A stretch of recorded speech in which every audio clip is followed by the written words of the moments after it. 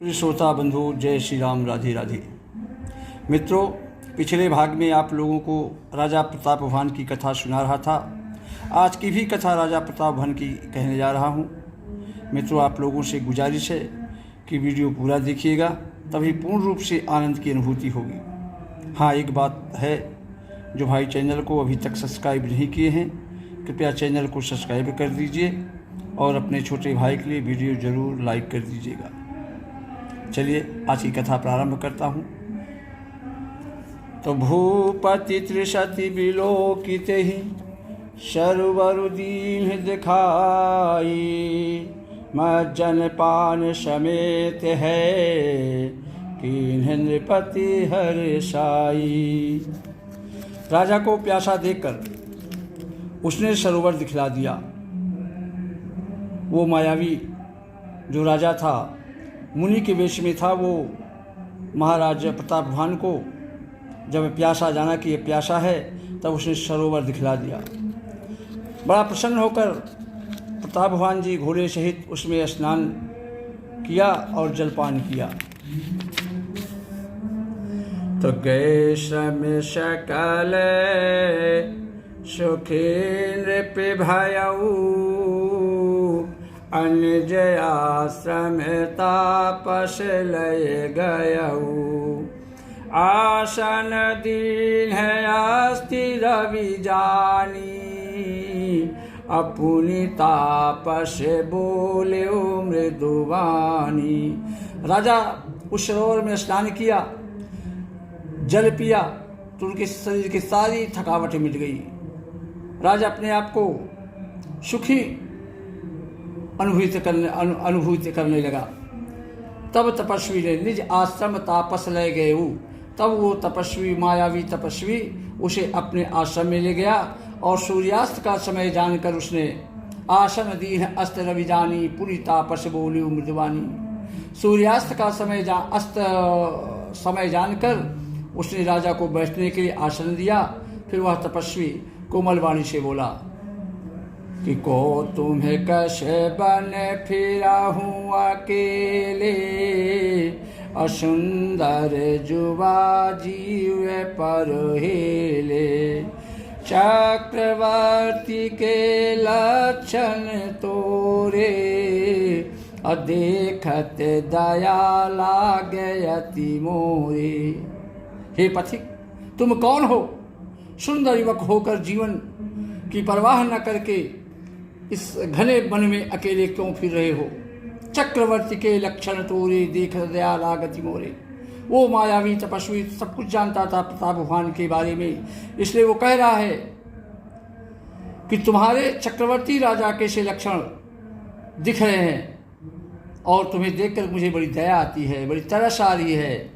नाम प्रतापवान ववनीशा, तासु सचु मैं सुनहु मुनीषा।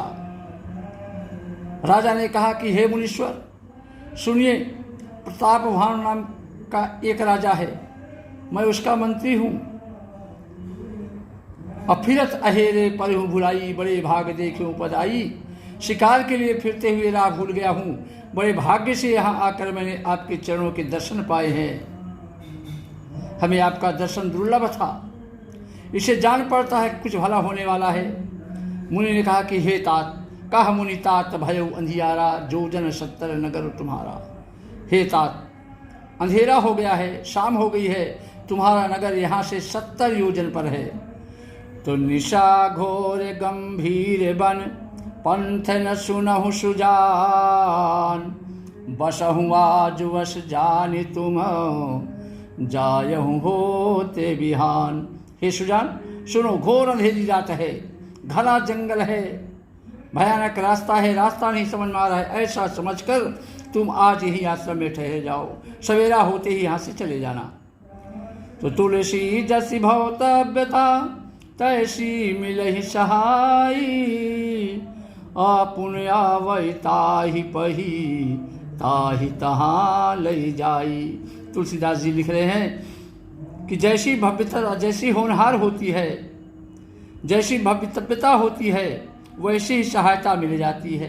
आपुन आवै ताहि पाही ताही तहाँ ले जाई, या तो वह आप ही उसके पास आती है, स्वयं ही चल के आ जाती है, या उसको वहाँ ले जाती है। भले ही नाथ आय सुधर शीशा, अब बांध तुरग तरु बैठ महीषा, नृप बहुभांति प्रशंस्य उताही, और चरण बंद निज भाग्य सराही। हे नाथ, बहुत अच्छा, ऐसा कहकर और उसकी आज्ञा सिर चढ़ाकर घोड़े को महाराज प्रतापवान वृक्ष से बांधकर राजा बैठ गया। राजा ने उसकी बहुत प्रकार से प्रशंसा की और उसके चरणों की वंदना करके अपने भाग की भी सराहना करने लगे। पुण्य बोले मृदु गिरा सुहाई, और जाने पिता प्रभु करो ढिठाई। फिर सुंदर कोमल वाणी से महाराज प्रतापवान बोले कि हे स्वामी, आपको पिता जानकर मैं ढिठाई कर सकता हूँ, करता हूँ।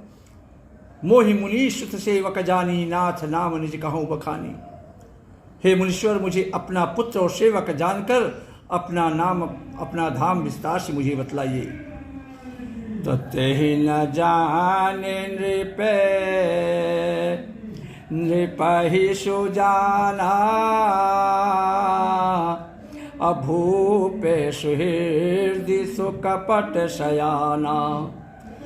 बैरी पुनि छत्री पुनि राजा,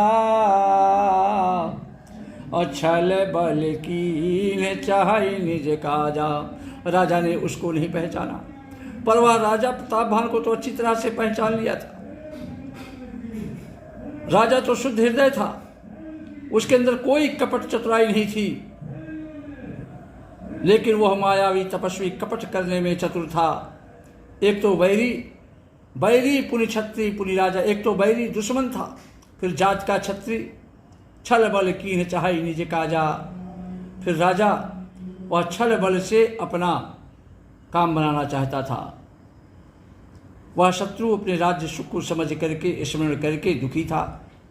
उसकी छाती कुम्हार की आंवे की आग की तरह धधक रही थी, और राजा के सरल वचन अपने कान से सुनकर अपने वैर को याद कर वह हृदय में बहुत प्रसन्न हुआ।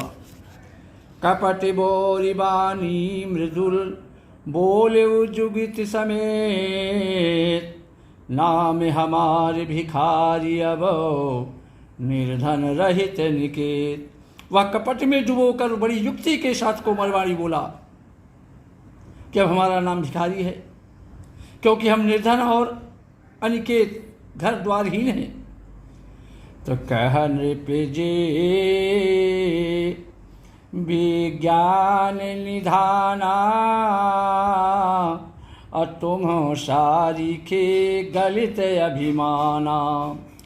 सदा रही अपन पऊ दुराए, और सब विधि कुशल कुबेश बनाए। राजा ने कहा कि जो आपके सदृश विज्ञान के निधान और सर्वथा अभिमान रहित होते हैं, वे अपने स्वरूप को सदा छिपाए रहते हैं महाराज, क्योंकि कुबेश बनाकर रहने में ही सब तरह का कल्याण है, सब तरह का हित है। प्रकट संत वेश में मान होने की संभावना है और मान से पतन की। तेहि ते कहा ही संत सुत तेरे, अपरम अकिंचन प्रिय हरि केरे। तुम सम अधन भिखारी अगेहा, होत विरंच शिव ही संदेहा। इसी से तो संत और वेद पुकार कर कहते हैं कि परम अकिंचन सर्वथा अहंकार, ममता और मान रहित संत होते हैं, और वे ही भगवान को प्रिय होते हैं। आप शरीखे निर्धन भिखारी और गृहहीनों को देखकर ब्रह्मा और शिव जी को भी संदेह हो जाता है कि ये वास्तविक संत है या भिखारी। तो जोशी सोशी तब चरण नमामि, अमो पर कृपा करो अब स्वामी। राजा प्रतापवान उसके जाल में, माया के जाल में फंस गया। सहज प्रीति भूपति कय देखी, आपु विषय विश्वास विषय की। आप जो हो सो हो, अर्थात जो कोई भी हो, मैं आपके चरणों में प्रणाम करता हूँ, नमस्कार करता हूँ। हे स्वामी, सहज प्रीत भूपति कय देखी, आप विषय विश्वास विषय की। अब मुझ पर आप कृपा कीजिए, अपने ऊपर राजा की स्वाभाविक प्रीत और प्रेम देखकर अपने विषय में उसका अधिक विश्वास देखकर तो सब प्रकार राजा ही अपनाई, अब बोलिऊ अधिक स्नेह जनाई। सुनी सती भाव कहाऊँ महिपाला, यहाँ बसत बीते बहुकाला। वो मायावी तपस्वी कहने लगा कि सब प्रकार से राजा को अपने वश में जब देखा कि अधीन हो गया राजा, तो अधिक स्नेह दिखाता हुआ वह कपटी तपस्वी बोला कि हे राजन सुन सतीभाव कहो महिपाला। हे राजन सुनो, मैं तुमसे सत्य कहता हूँ, यहाँ बसत बीते बहुकाला, मुझे यहाँ रहते हुए बहुत समय बीत गया। तब लगी मोहिन मिले को मैं न जनाऊँ काऊ, लोक के मान्यता नल समय कर तप का नन दाऊ। अब तक न तो कोई मुझसे मिला और न मैं अपने को किसी पर प्रकट करता हूँ, क्योंकि लोक में प्रतिष्ठा अग्नि के समान है जो तप रूपी वन को भस्म कर डालती है। राजन तुलसी देखी सुवेश भूल ही मूढ़ न चतुर नर, सुंदर के कहीं पेखू वचन सुधा समय असन यही। तुलसीदास जी कहते हैं कि सुंदर वेश देखकर मूढ़ नहीं, मूढ़ तो मूढ़ ही है, चतुर मनुष्य भी धोखा खा जाते हैं। सुंदर के कहीं पेखू वचन सुधा समय असन सही। सुंदर मोर को देखो, उसका वचन तो अमृत के समान है और आहार उसका सांप का है। तो ताते गुपुत रहूं जग माही, हरिता जी की मापी प्रयोजन नाही। अप्रभु जानत सब बिना ही जनाए, कहाहू कमानी सीधी लोके रिझाई। कपट तपस्वी ने कहा, ताते गुप्त रहूं जग माही, और हरि तज की मप प्रयोजन नाही। इसी से मैं जगत में छिप कर रहता हूँ, श्री हरि को छोड़कर, श्री भगवान विष्णु को छोड़कर किसी से कुछ भी प्रयोजन नहीं रखता। प्रभु जानत सब भी नहीं जनाई, और कहाहू कमन सिद्धि लोके रिझाई। प्रभु तो बिना जनाए ही सब जानते हैं, फिर कहो संसार को रिझाने से क्या सिद्धि मिलेगी। अरे तुम्हें सोची सुमति परम प्रिय मोरे, प्रीति प्रतीत मोहि पर तोरी। अब जवतात दुरावं तो ही, दारुण दोष घटई अति मोही। तुम पवित्र और सुंदर बुद्धि वाले हो, इससे मुझे बहुत ही प्यारे हो, और तुम्हारी भी मुझ पर प्रीति और विश्वास है। इसलिए हे तात, अब यदि मैं तुमसे कुछ छिपाता हूँ तो मुझे बहुत ही भयानक दोष लगेगा। ज्यों ज्यों वह तपस्वी उदासीनता की बातें कहता था, त्यों ही त्यों राजा को विश्वास उत्पन्न होता गया। जब उस बगुले की तरह ध्यान लगाने वाले कपटी मुनि ने राजा को कर्म मन और वचन से अपने वश में जाना, तब वह बोला कि हे भाई, हमारा नाम एक तनु है, नाम है हमार एक तनु भाई, और सुन नृप बोले पुन सिरुनाई। कहूँ नाम कर अर्थ बखानी, और मोह सेवक अति आपन जानी। हे भाई, हमारा नाम एक तनु है। यह सुनकर राजा ने फिर सिर नवाकर कहा कि मुझे अपना अत्यंत अनुरागी प्रेमी सेवक जानकर अपने नाम का अर्थ समझाकर कहिए। श्री राम जय राम जय जय राम, श्री राम जय राम जय जय राम। जय श्री राम। राधे राधे।